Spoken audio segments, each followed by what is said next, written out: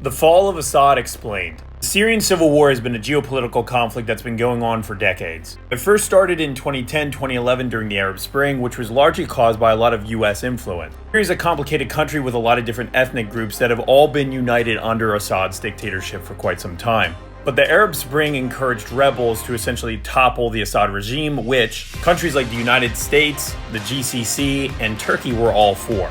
But Assad was essentially backed by Iran and Russia, where you had Hezbollah, Iran, and Russia funding Assad, and Turkey, the GCC countries, Jordan, and America funding the rebels. In the midst of all that, you had the creation of ISIS, which lasted from about 2014 to 2017. One of the keys to this war has been the Kurds, who obviously have a huge ethnic population that crosses Turkey, Iraq, Syria, and even Iran. So now with Bashar al-Assad having to flee to Russia and losing Syria, what happened?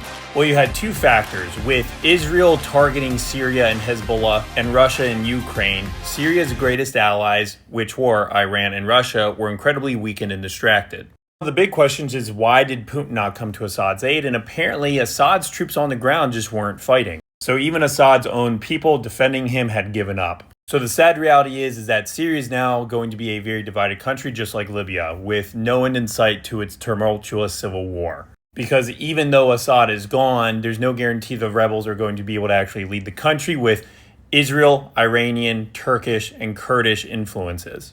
Meaning that we could end up with just another forever war that the military-industrial complex in the United States continues to fund.